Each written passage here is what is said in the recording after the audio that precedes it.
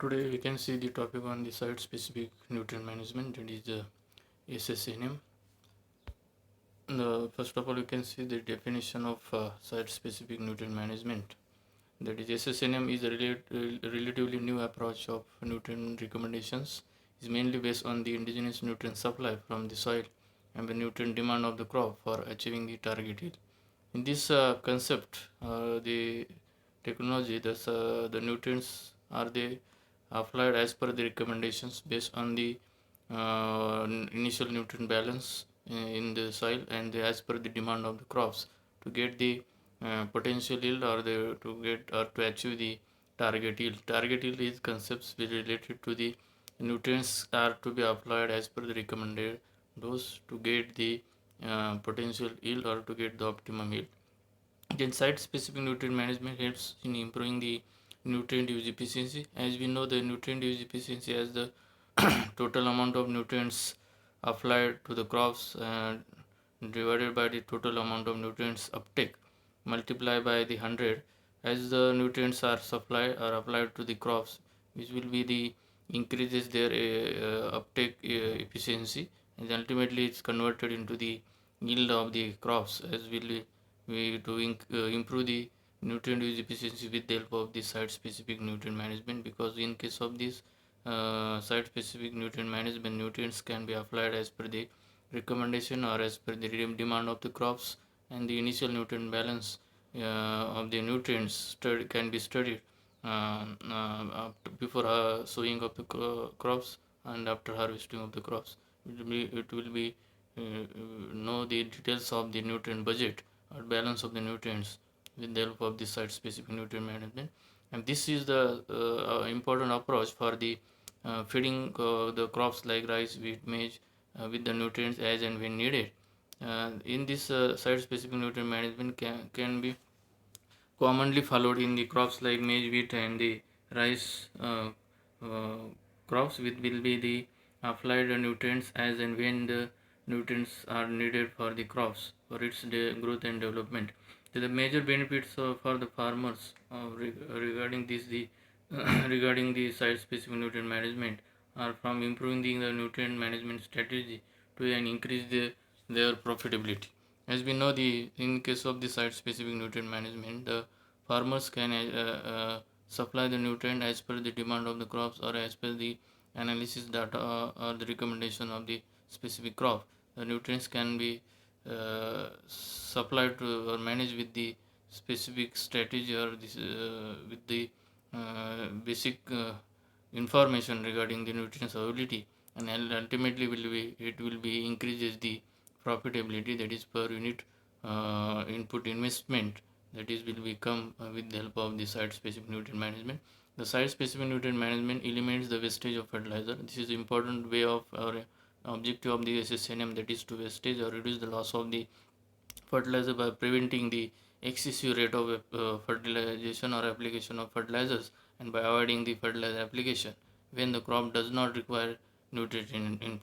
In case of the in SSNM, the nutrients can be reduced by leaching, volatile, or the runoff losses, because the nutrients can be applied as per the need or as per the demand of the crops, and thus it will be avoid the excess use of the fertilizers and the also the wastage of the nutrients.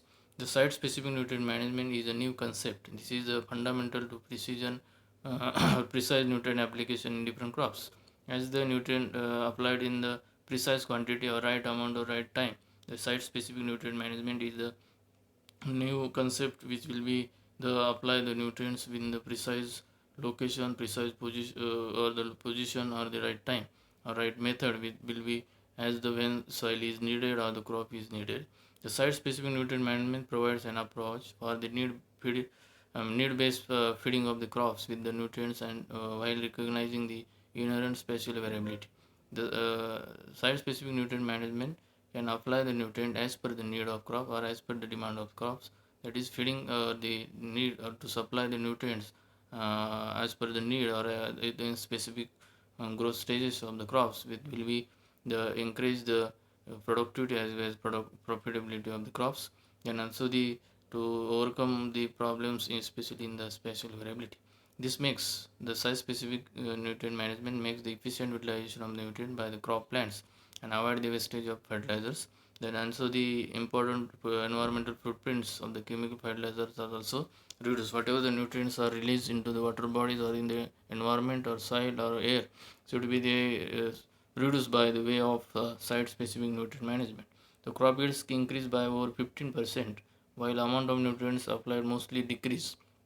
The farm profitability and the nutrient use efficiency increases conveniently by using this novel concept, that is site-specific nutrient management. The for efficient and effective use of the SSNM, the use of soil and plant nutrients status, sensing devices, remote sensing, GIS, decision support system, simulation models, and the machines for variable applications of the nutrient plays an important role. This is a detailed information or definition regarding the site-specific nutrient management and the what is the objective and importance of this site-specific management are discussed in this slide. Next one, we can see the principles of site-specific nutrient management. The main principles of site-specific nutrient management are the increased yield of crops per unit of applied fertilizer. That is, whatever the fertilizers or nutrients are applied to the crops or the soil as when it is needed or as per the demand of crops, it helps to increase their potential yield of the specific crops. Then higher rice yield, especially in rice, the nutrient dynamics and the nitrogen behavior is different. That is, in dynamics condition, the nitrogens can be managed or can be applied in the as per the in the rice field as per the need of the crops or as per the demand of the crops. Then it will be increases the rice yield.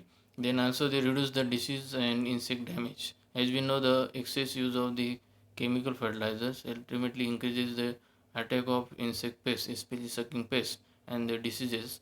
As in case of this site-specific nutrient management, the nutrients can be applied as per the need or as per demand of the crops. It ultimately reduces the attack of incidence of diseases as well as pest damage. Next one, the important features of the site-specific nutrient management. That is first one, optimal use of the existing indigenous nutrient sources, such as the crop residues and the measures will be used for the as indigenous source. This is the most of these organic inputs or the FIM, vermicompost or liquid or solid organic manures can be used, or the different crop residues, that is green manure, are used as a source of the indigenous nutrient sources. Second important feature of SSNM, that is application of NP and K fertilizers, is adjusted as per the location and season specific needs of the crops. The application of these major nutrients has to be adjusted as per the soil type or as per the location or as per the crop type and the season also. Then third important feature of SSNM, that is use of the leaf color chart, that is LCC. It is used for the nitrogen determination or the nitrogen analysis, especially in rice, wheat, and the maize crops, which will be the ensure the nitrogen is applied at the right time and the in the amount needed. What amount is needed? It should be schedulize the nitrogen with the help of leaf color chart, and with also prevent the wastage of nitrogen, especially leaching, volatile denitrification. The new fourth one, that is use of the nitrogen emissions plots.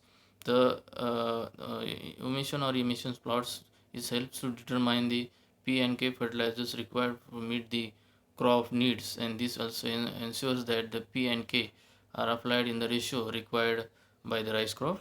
And then next one, there is local randomization of the application of zinc, sulfur, and micronutrients are to be followed in the features of the SSNM. The selection of most economic combination of the available fertilizer sources. Then next, integration with the other integrated crop management, that is ICM practices, such as use of the quality seed, that is good quality seeds, optimal plant densities, and in the IPM and the good water management will be included in the integration of ICM practices. These are the important features of the site-specific management. Site-specific nutrient management. The next one, the plant analysis based SSNM. It is considered that the nutrient status of the crop is best indicator of the soil nutrient supply as well as the nutrient demand of the crops. The plant analysis based SSNM has to be evaluate or assess the nutrient status of the crop as per the uptake or as per the availability of nutrients can get the plants or uptake by the plants or removed by the plants. It is an important indicator of the soil. It is an important indicator of the supplying power of the soil, especially nutrient supplying power, as well as it also get the information regarding the demand of the crops. Then thus this approach is built up around the plant analysis. Initially SSNM was tried for the lowland rice, especially the rice which is planted in waterlogging condition. That is called lowland, but it is proved advantages to the several approaches also for the fertilizer recommendations in rice, wheat, and other rice-based crop production system in prevalent in Asian countries as well as the maize crop also. The SSNM concept can be majorly utilized now nowadays, that is in rice, wheat, or the maize or the sorghum also, for the analysis of the nitrogen or determination of the nitrogen. The 5 key steps for developing the field specific fertilizer and PK recommendations has been developed for rice. That is, first one, selection of yield goal. Yield goal is exceeding 70 to 80% of the variety specific potential yield, that is Y max, has to be chosen. As per the yield goal should be uh, focused, that is 7 to 80% as per the variety should be increased their potential yield with the help of the site specific nutrient management. The Ymax is defined as the maximum possible grain yield, limited only by the climatic condition of the site where there is no other factor limiting crop growth. That is yield max. The maximum possible yield limiting factors will be studied with the help of site specific nutrient management accordingly the climate or specific climate, and then afterwards will be supply the nutrients as per demand or to be as per the needed. Then it will be eliminating the other factors also with the help of site specific nutrient management. Then we will get the potential yield. The logic behind selection of these yield goal to be the extent of 70 to 80% of the yield max is that the internal nutrient use efficiencies decrease at very high levels near the yield max. We can see the in this that is yield goal to be extend, that is up to the 70 to 80%. The yield max is in the internal air nutrient use efficiency of the particular nutrients will be decrease at very high yield levels near the yield max. Next one, the second point, that is assessment of the crop nutrient requirement. The nutrient uptake requirement of the crop depends on the both yield goal and the yield max or potential yield of the crop. The site specific nutrient management, the nutrient requirement are estimated with the help of quantitative evaluation of the fertility of the tropical soils model, that is QUEFTS. This is a model developed for this SSNM for the calculating or estimating the nutrient requirement. The nutrient requirement of particular yield goal of the crop variety may be smaller in a high yielding season than in low yielding one. Then it is in nutrient requirement can be mainly compared with these high yielding varieties and low yielding varieties, which where the demanding highest demanding varieties of the varieties regarding the nutrients, especially that is high yielding varieties, then the low. Then the third one, estimation of indigenous nutrient supplies. Indigenous nutrient supplies like organic fertilizers as well as the liquid organic fertilizers should be applied. That is in it should be total amount of particular nutrient that is available to the crop from the soil during the cropping cycle when other nutrients are no limiting. That is the indigenous nutrient supply. The indigenous nutrient supply is derived from the soil incorporated crop residues, water, and atmospheric deposition. The fourth one, competition or calculation of fertilizer nutrient rates. The field specific fertilizer N, P or K recommendations are calculated on the basis of the assessment of crop nutrient or yield goal or the estimation of indigenous nutrient supply and the expected fertilizer recovery, that is RE, that is kg of nutrient fertilizer nutrient taken up or uptake by the crop per kg of nutrient applied, that is recovery efficiency can be calculated or with the help of this site specific nutrient management. A study indicated the recovery efficiency values of 40 to 60% for nitrogen, 20-30% for the phosphorus, 40 to 50% for the potassium in the rice under normal growing condition. This is a nutrient fertilizer the new fertilizer nutrient rate calculations which will be regarding the recovery efficiency for amount of what amount of the nutrients are applied. Accordingly, what quantity of nutrients uptake by the crop, it will be calculated with the help of this recovery efficiency. As per the RE values of this NPK should be uh, conducted for the rice crop only. And then for fifth one, dynamic the adjustment of the nitrogen rates. As we know, the nitrogen is a highly mobile element which will be unstable element in the soil, and ultimately after the application of the nitrogen, immediately it get loss or uptake either by plants or other crop plants, and the losses are the different types, that is volatile, leaching, denitrification, and the runoff losses, which will be avoid these losses with the help of the site specific nutrient management, where the fertilizers, that is NPK, are applied basically or basally, that is at the time of sowing. The nitrogen rates and the application schedule can be further adjusted as per the crop demand by using the chlorophyll, that is SPAD meter. The soil plant analysis and diagnosis, that is SPAD meter, and the leaf color chart are used to adjust the dynamics of nitrogen. Recent on the farm studies in India have the relevant and significant advantages of the SPAD and LCC based on nitrogen management schedules in rice, wheat, in terms of the yield gain, the nitrogen use efficiency, and the economic returns over the conventionally recommended nitrogen application, involving the 2 to 3 splits during the crop growth. As we know, the SPAD and LCC devices are mostly used for the nitrogen dynamic studies, especially in rice, that is lowland rice, then wheat, also then maize, sorghum. The crops will be estimate the nitrogen or supply the nitrogen with the help of SPAD and LCC. That is SPAD will give the chlorophyll reading, that is chlorophyll indicates the indirectly, that is nitrogen uh, analysis, and the LCC also have the different color bands which will be mention the chlorophyll readings. Accordingly, matching of this leaf, that is top third leaf, will be selected for the uh, getting collecting the chlorophyll readings from SPAD as well as the leaf color chart. Whatever the leaf can be matched with the color bands present on the leaf color chart will be uh, mentioned or will be calculated the as per the nitrogen estimation and apply the nitrogen to the specific crop. This is the SPAD and NCC devices are mostly used in the site specific nutrient management for the analysis of nitrogen dynamics.